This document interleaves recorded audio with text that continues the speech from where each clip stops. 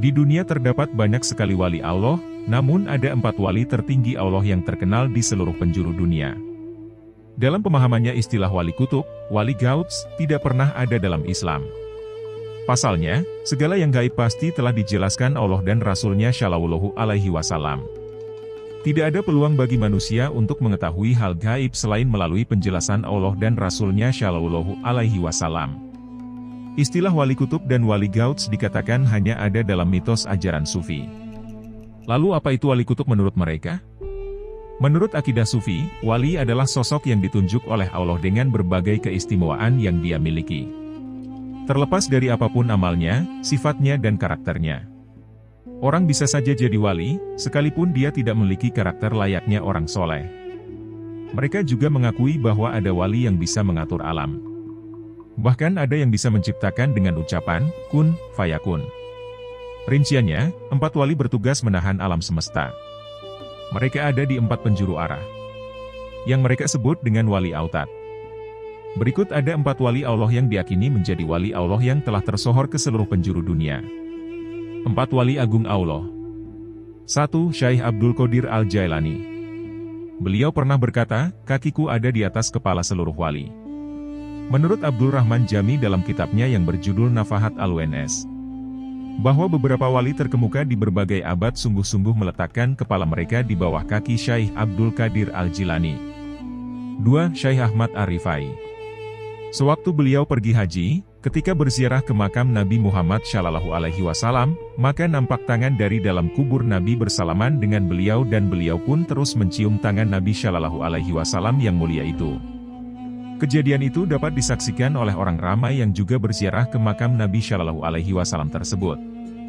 Salah seorang muridnya berkata, "Ya Sayyidi, Tuan Guru adalah Kutub." Jawabnya, "Sucikan olehmu Syak Mu daripada Kutubiyah." Kata murid, "Tuan Guru adalah Gaus." Jawabnya, "Sucikan Syakmu daripada Gausiyah." Al-Imam Syaroni mengatakan bahwa yang demikian itu adalah dalil bahwa Syekh Ahmad Al-Rifai telah melampaui makamat dan atwar, karena kutub dan gauts itu adalah makam yang maklum, diketahui umum. Sebelum wafat beliau telah menceritakan kapan waktunya akan meninggal dan sifat-sifat hal ihwalnya beliau. Beliau akan menjalani sakit yang sangat parah untuk menanggung bilahinya para makhluk. Sabdanya, "Aku telah dijanji oleh Allah, agar nyawaku tidak melewati semua dagingku, daging harus musnah terlebih dahulu."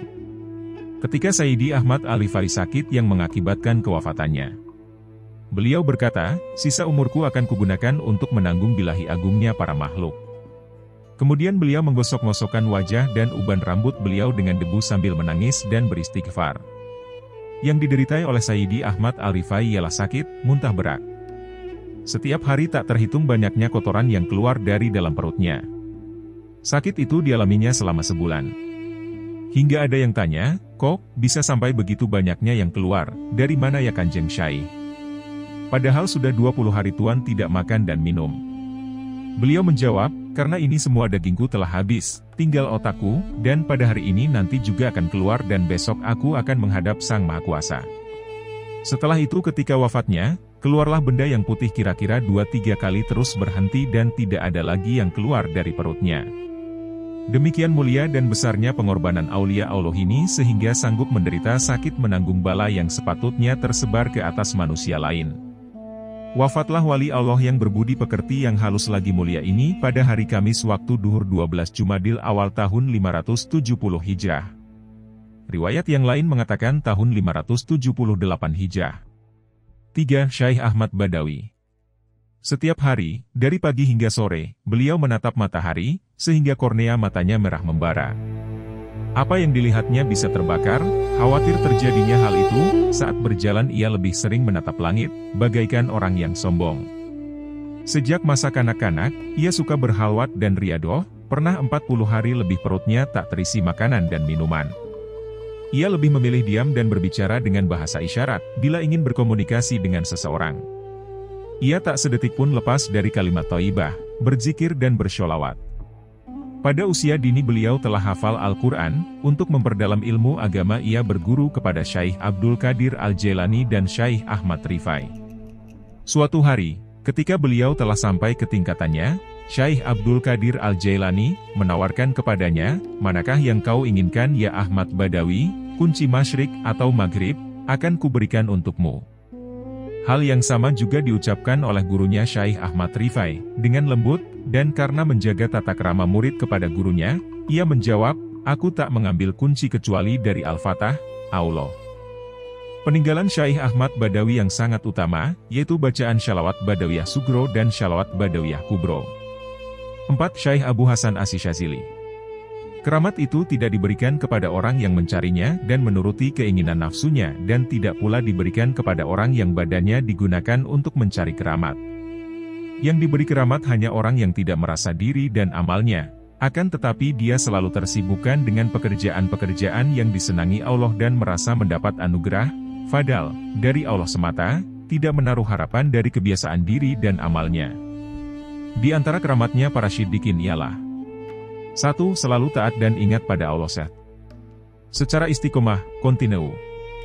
2. Zuhud, meninggalkan hal-hal yang bersifat duniawi.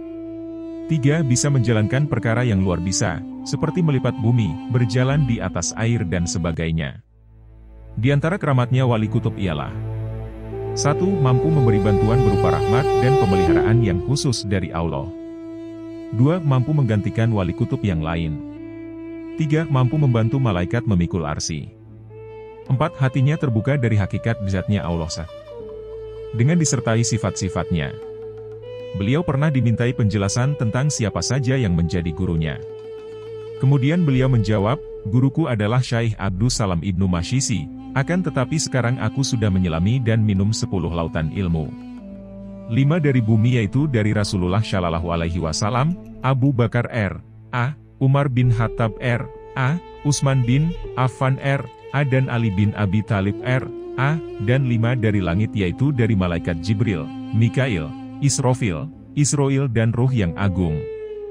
Beliau pernah berkata, "Aku diberitahu catatan muridku dan muridnya muridku, semua sampai hari kiamat, yang lebarnya sejauh mata memandang, semua itu mereka bebas dari neraka.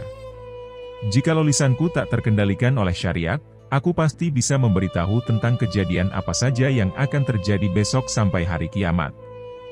Syekh Abu Abdillah Asy-Syatibi berkata, "Aku setiap malam banyak membaca Radiawulohu, an Asy-Syekh Abul Hasan dan dengan ini aku berwasilah meminta kepada Allah apa yang menjadi hajatku, maka terkabulkanlah apa saja permintaanku." Lalu aku bermimpi bertemu dengan Nabi Muhammad Shallallahu Alaihi Wasallam.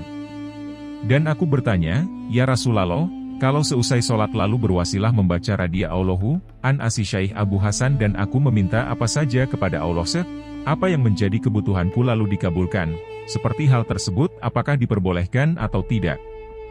Lalu Nabi Shallallahu Alaihi Wasallam menjawab, "Abu Hasan itu anakku lahir batin, anak itu bagian yang tak terpisahkan dari orang tuanya, maka barang siapa bertawasul kepada Abu Hasan, maka berarti dia sama saja bertawasul kepadaku." Peninggalan Syaikh Abu Hasan Asy-Syadzili yang sangat utama, yaitu Hizib Nashr dan Hizib Bahar. Orang yang mengamalkan Hizib Bahar dengan istiqomah, akan mendapat perlindungan dari segala bala. Bahkan, bila ada orang yang bermaksud jahat mau menyatroni rumahnya, ia akan melihat lautan air yang sangat luas.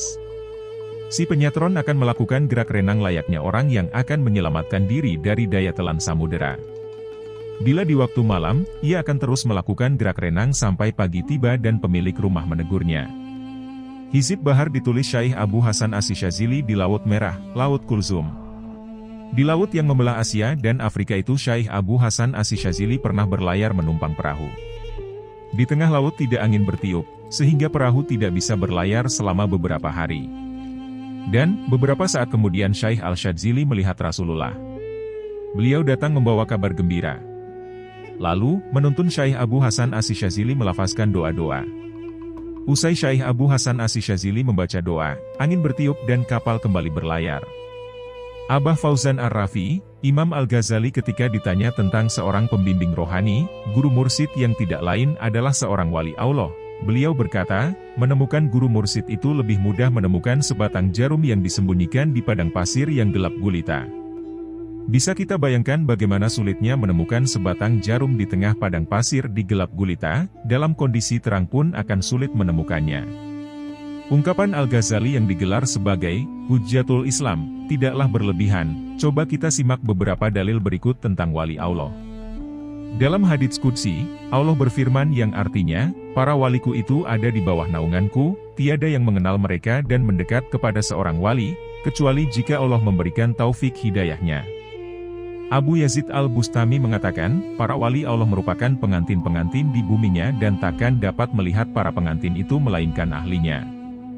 Sahal Ibnu Abdu Allahat Tustari ketika ditanya oleh muridnya tentang bagaimana cara mengenal waliullah, ia menjawab, Allah tidak akan memperkenalkan mereka kecuali kepada orang-orang yang serupa dengan mereka, atau kepada orang yang bakal mendapat manfaat dari mereka, untuk mengenal dan mendekat kepadanya.